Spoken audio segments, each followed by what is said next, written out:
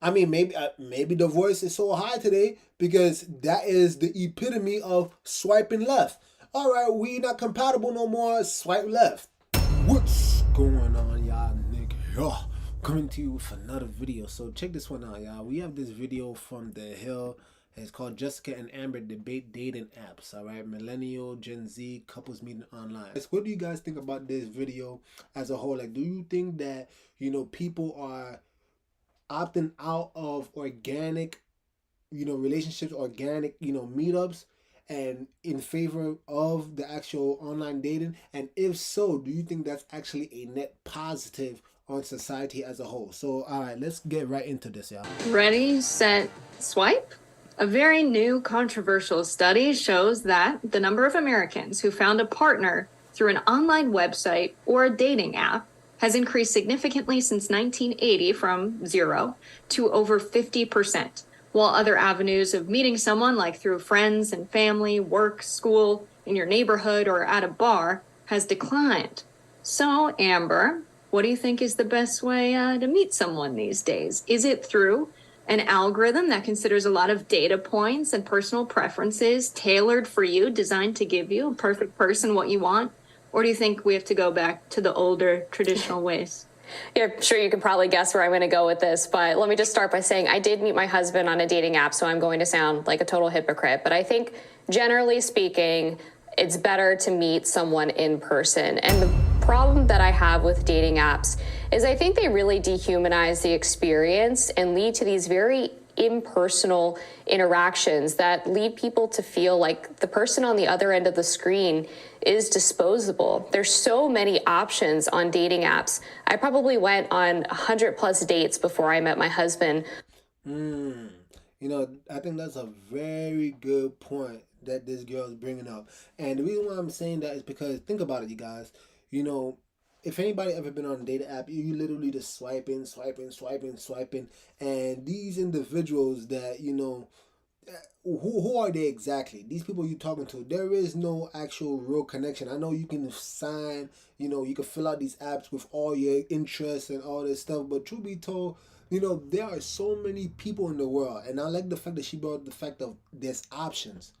Options, I think, is actually the biggest reason why dating is dead today. When I say the word dating, I just want you guys to understand, right? I'm just talking within the context of this conversation, right? Like me, who I believe in the Bible, I actually don't even believe in dating as a whole. But within the context of this conversation, the organic meetups, right? Because back in the day, you gotta think about it, right? Women, the amount of men that she really interacted with, I mean, how much was it really? I mean, outside of her father, her siblings, you know what I'm saying? If you go a little bit further down time, you had, maybe boys within school, but that was it. That was it. But today, we have a society of a whole bunch of women where just because you have Instagram, just because you have a Facebook, it doesn't matter. Literally, there are so many people sliding into your DMs. And what that could do is give you a false, inflated sense of who you actually are and what your worth is in society. I mean, a woman today, I don't even like using numbers, but just indulge me for this for a second, right? You can have someone who's perhaps maybe they average at best. Maybe they set a 7. But if you got a bunch of dudes constantly sliding into your DMs, you might actually think to yourself that, hey, shit, I'm the baddest shit since sliced bread. You might actually think you were 10. And this is what actually is happening. You have a bunch of women today that actually have a false sense of reality. They think they're the hottest shit in the world. And therefore, because of that, now they feel like, oh, now I deserve the absolute best. So what they do is keep swiping, swipe. And this, as a result, is just like, can you imagine the mindset of such a woman? The mindset of such a woman that all they could do is just swipe. They could just bypass the next guy. Why do you think the women today have these high standards? You get what I'm saying? Why do you think this exists?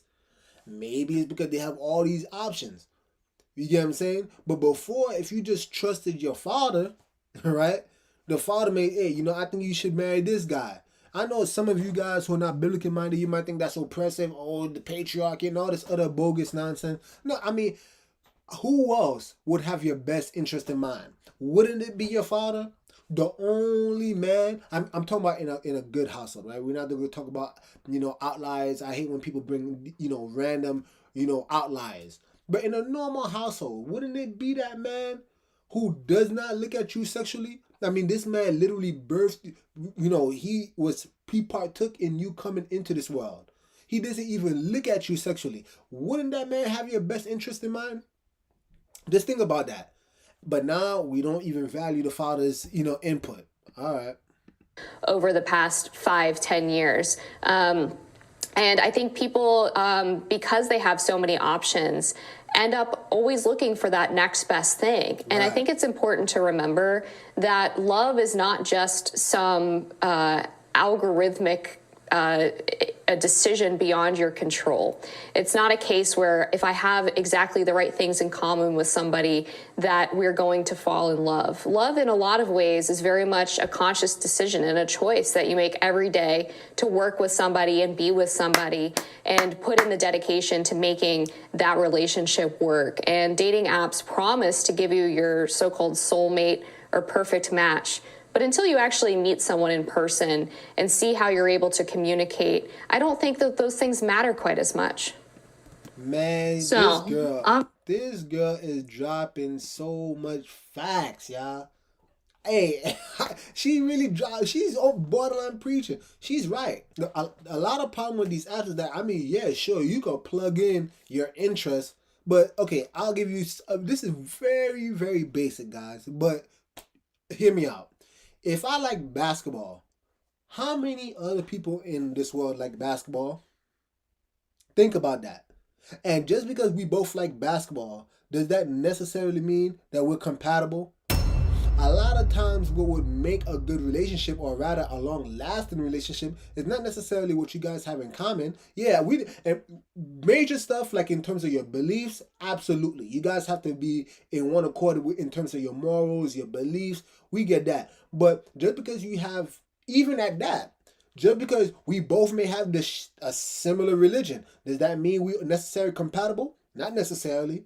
Not necessarily. Truth be told, the biggest factor, and this is coming from a married man, from my personal experience, it seems like the biggest thing that actually helps a relationship last was the willingness of both parties to actually compromise to some degree.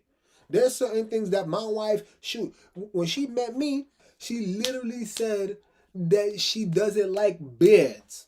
And I told her, hey, you young, you don't know what the hell you want. Lo and behold, I would never forget, I think for my graduation, I shaved, I didn't even shave it all the way off, right? But I trimmed it extremely low. And she's looking at me like, you know what I'm saying? Like, what the hell did you just do to your beard? Why? Because she learned to love it. She learned to love it. People, they grow over time. The things that people like one day, they might not like it tomorrow, and vice versa. They might not like something today, they might end up loving it tomorrow. So just because you meet somebody and you compatible because you guys have similar interests, that doesn't mean two shits in the grand scheme. But is this person willing to actually grow and change over time? That speaks to someone's willingness to work with you because they invested in you. You get what I'm saying? They may end up trying to learn, which my wife did, learning how to cook food just for you, learning how to cook your food. But this idea that this algorithm, the algorithm is going to somehow know exactly what you love to the T, and it's going to match you up with another individual. Nah, I don't buy it. Obviously, I've made it clear where I stand by waiting the fourth response in that tweet that has apparently been very controversial, but I welcome hearing people's opinions on this. I find it fascinating, but I think we spend so much of our social time online, and when I wrote that, I didn't actually mean on like a website dedicated for dating or even a dating app. I guess, would you consider it through friends of friends if you meet someone via Instagram? Like you see them in a video or in a picture, or on TikTok on your For You feed, on Twitter. I met my current boyfriend through Twitter because we're interested in the same kind of economics. And I came up on his feed because professors that he follow were liking a post where I was promoting my new podcast and Stephanie Kelton's book, The Deficit Myth. that's how we met, was through a tweet. And so I think there are innocent ways you can meet someone online. I don't want to say innocent. There are organic ways you can meet someone online without intentionally being there to date. I'm like the worst online dater. I've had the apps. I think I've gone on 1 or 2 dates ever from an app. So I'm critical of the dating app culture. I think the next best thing phenomena is a huge problem with modern dating. But I also think that meeting someone online is okay and can happen organically, but not be on an intentional dating website. There's definitely an important distinction to be made there. You're exactly right. And I know plenty of people who have also met their significant others that they are now married to on Twitter. I have dated people from Twitter, and it's definitely a more organic experience than what happens on a dating app, to be sure. I think the proliferation of dating apps, as we see a decline in young people either having sex or having relationships, should have us asking questions about whether these things are doing their intended purpose. And we also have to remember, too, that it is not in the interest of the company that owns these apps for you to delete them and not be on them. They say, for example, on Hinge, that it's the dating app meant to be deleted. But if everyone who was on Hinge found a partner and deleted the app, obviously they wouldn't be making any money. And there has been some studies that show that these apps... Wow, I don't know what it is about this girl, but she's dropping facts the whole way, this whole video. I think she's making a very strong point. I mean, it's almost like the dentist, right? Like if you go to the dentist and if they were really telling you the truth and they were really for your benefit as they claim they were, why is it that you have to constantly go back and it seems like your teeth is always getting worse? Now, this hasn't happened to me, but I've heard the horror stories with a lot of individuals when they go to these dentists, right? It seems like they always lying to you because essentially that's how they make their money. They need you to come back to them, right? But in this situation, think about what she just said here, right? I mean, it was very profound. I mean, these dating apps, they don't want you to actually delete the app as much as they claim they do. Because if they did actually want you to delete the app, I mean, how would they continue? How would they actually be able to thrive as a business? So then here's what I really want to think, what we got to think about is that these questionnaires that you need to fill out on these dating apps, are they actually for your good? Are they actually designed to help you meet that person? You get what I'm saying? Now, I'm not here to crap on, on people that meet up online. I'm really not, because I do know I've heard a lot of successful stories where people have met their wives and vice versa. People met husbands online. I don't think there's anything necessarily wrong with it, but I do believe that there is a lot of issues that are involved, especially again when it comes to just the mindset that is bred when you have way too many options. I do believe it just creates a false sense of reality and also people's ability to actually communicate. I even go on the side of the men. Many men today aren't really men. I mean, they don't even have the boldness to even speak to women. They don't have the boldness anymore to speak to women. What happened to the boldness of actually going to a woman's father and asking him, would it be all right with you if I actually talk to your daughter? What happened to that? That whole communication is gone because, I mean, for the most part, women are not actually with their fathers on these dating apps. They're not. These girls are on these dating apps in private. So here you are, you're having this whole drawn out conversation with this woman, right? The father doesn't even know of this interaction. So how disrespectful is that? And again, some of you may not find it disrespectful, but it is highly disrespectful, guys. You're not even speaking to the father, you're just speaking directly to the woman. And then women wonder why they make so many bad choices. Why the body count keep rising. Yeah, I mean, you don't have any type of trusted man, your brother, father, uncle, whoever, that can vet these guys that you're speaking to. Because again, this is the problem. Again, I'm not here to crap on it, right? Like, I'm not here to paint a broad brush and just say that all online interactions are bad. I don't think so. But at the same time, we really got to question, like, is it truly as good as we think they are? Or do they present problems within society that are genuine concerns? Don't show you exactly what your perfect match would be per se, but what they think you want to see. It's kind of the equivalent to how when I'm on Instagram, I keep getting videos of Taylor Swift and Travis Kelce going out to dinner in New York City. And I don't actually want this content, but for some reason I feel myself being drawn to it all the time. And I wish Instagram would stop showing it to me, but yet I always click on it. And I think that's kind of a similar phenomenon to how people behave on dating apps. Yeah, I want to stop dating guys like this, but I keep swiping right on them. Why is this happening? I think you're right. They always advertise like designed to be deleted, but are you really? Would you still make money if that was the case?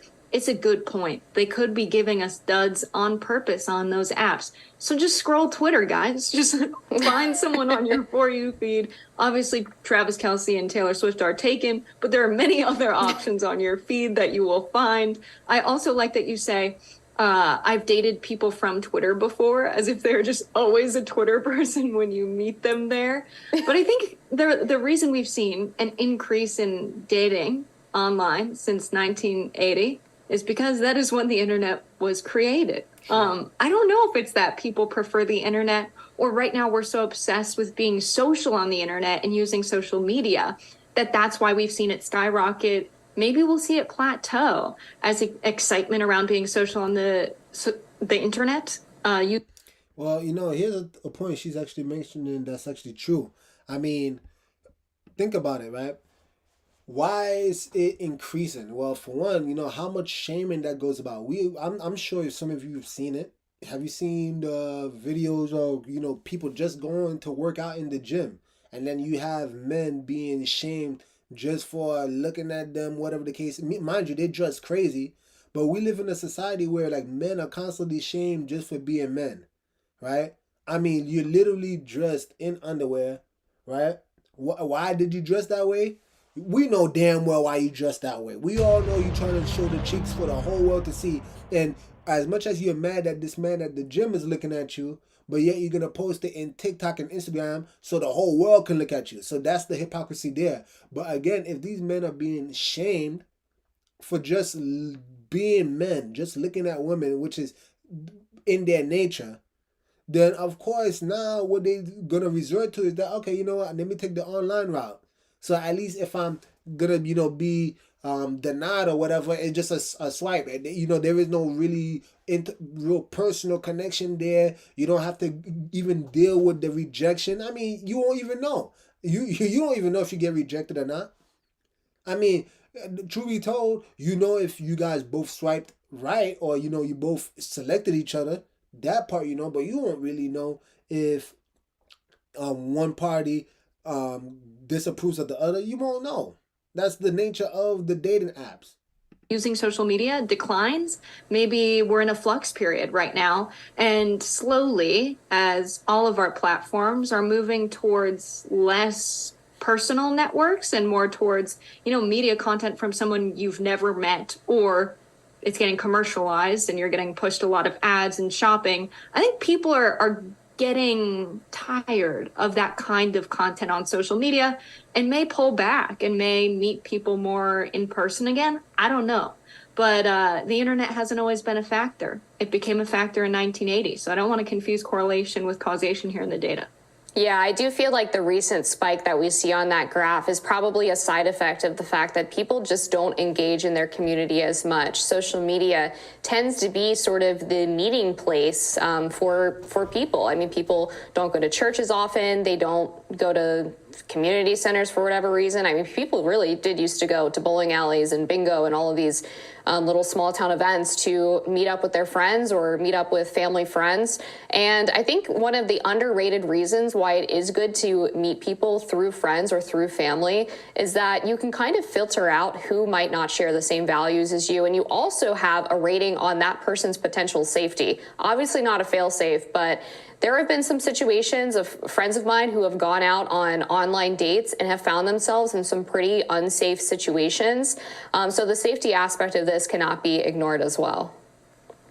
Yeah, I have been unsettled in the past with recommendations from friends as to who I should date. Just really, you think this is a person that I would be interested in? I think sometimes friends' recommendations can cause rifts in friend groups. I don't know, I get afraid to date in the friend group. But to your point about being in bowling and in social settings where you meet strangers and you befriend strangers, it's weird because it's dangerous to meet people online. We grew up with our parents saying, don't meet strangers on the internet. And now we summon them through these dating apps to go out alone with them in intimate settings, which the more you think about it, the more concerning it is, which is why most people don't spend a lot of time thinking about it. But now we have this.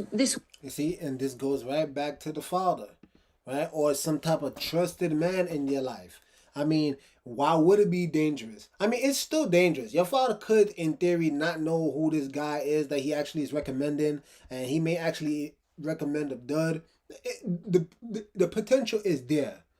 But I mean, it's severely lowered. And this is the reason why it's been successful within cultures in the East for years. I mean, the father is the one that chooses the husband. And many times, because also too, what we fail to realize is that, I mean, the incentive behind that was that literally both parents would know each other, right?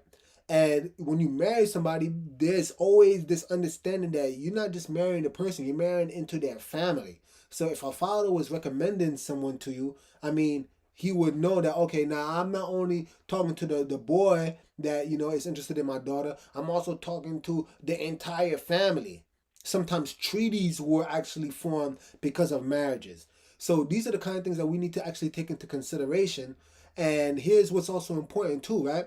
This is why in the beginning of the video, I said I don't even believe in dating, right? Because do I believe in this period where the man and the woman in question should be able to talk to each other? Absolutely. But I don't believe in dating in the sense that men should be, that man and the woman, right? That are, considering one another. I don't think they need to be off on their own.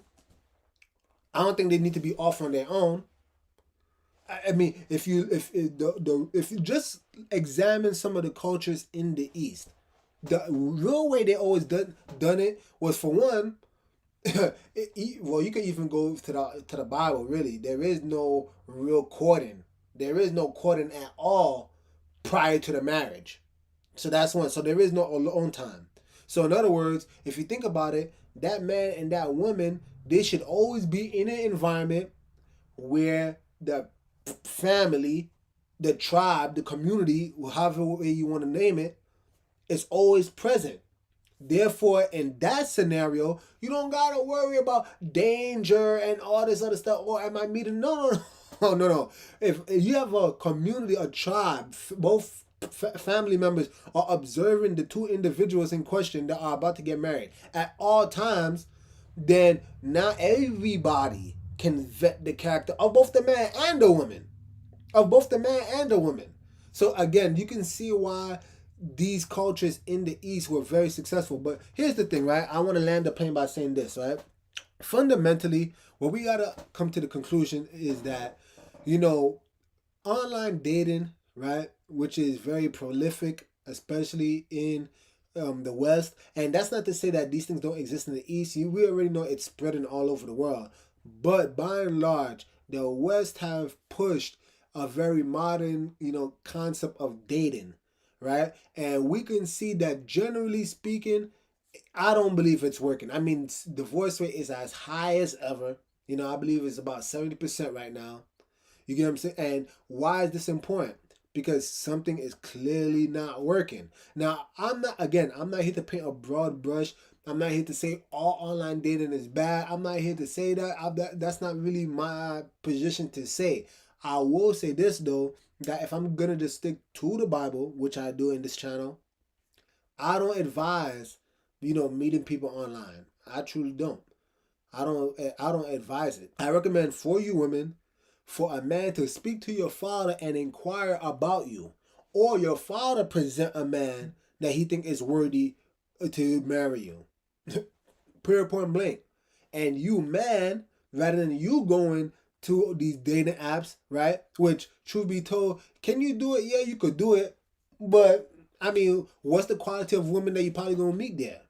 Again, I mean, what mindset does it breed when the women that you meet in literally could just swipe left at will? You get what I'm saying? By the time that she actually swipes right on you, Are you the only person she's talking to? Even when you are dating, if she's still on that website, are you still the only person she's talking to? How many other people she's speaking to? How many options does she have? So not only are you marrying somebody with that type of mindset, what that type of mindset is going to do when you bring it into your home? Is that going to be a mindset that's going to bring forth a peaceful home? I mean, maybe divorce is so high today because that is the epitome of swiping left. All right, we not compatible no more, swipe left. That's something to consider. That's something to consider. I mean, this society today, I mean, the dating culture as a whole is extremely jacked. And I think by and large, it is due to the fact that people simply have way too many options.